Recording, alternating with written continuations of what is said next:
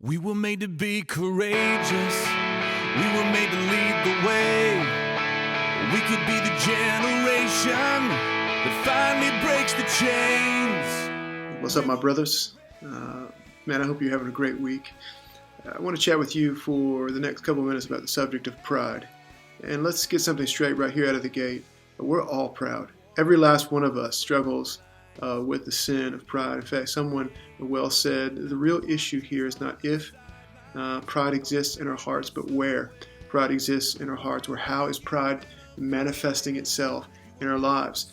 For pride is one of those foundational sins that tends to infect many areas of our lives, and in fact even lead to other sins. And so it demands that you and I as men evaluate our hearts in search of pride, that God through His grace might root it out in favor of humility. So to help evaluate your heart, consider these questions. First of all, do you pray? My brothers, lack of prayer is an indicator that you're proud. You think you can go it on your own and in your own strength. Do you pray? Do you repent? When was the last time that you, like the psalmist, opened your heart up before God to say, God, search me and know my heart. Try me and know my thoughts. See if there be any wicked way in me. The proud man can pick apart everyone else's life, point out everyone else's flaws. But the humble man, the godly man, is laying his own heart before God to say, God, change me.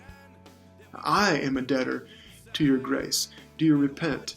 Do you complain?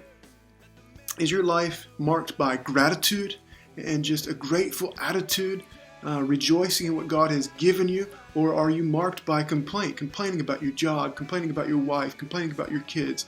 In essence, as a proud person saying, God, you owe me more. Do you complain? Do you care?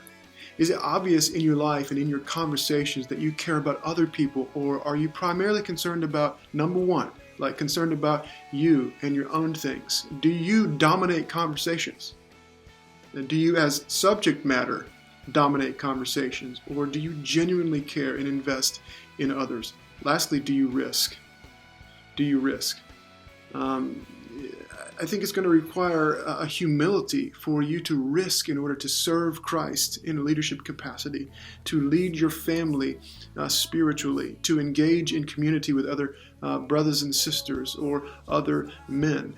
Sometimes we can couch our inactivity in terms of humility, when in reality, it's just pride. So do you pray?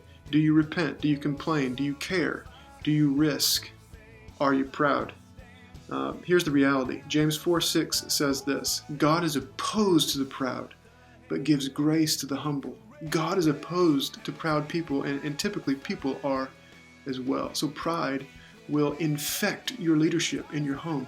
Pride will compromise your relationship with your wife, with your kids, with your coworkers, with your friends. John Stott put it this way: at every stage of our Christian development and in every sphere of our Christian discipleship, pride is the greatest enemy and humility our greatest friend.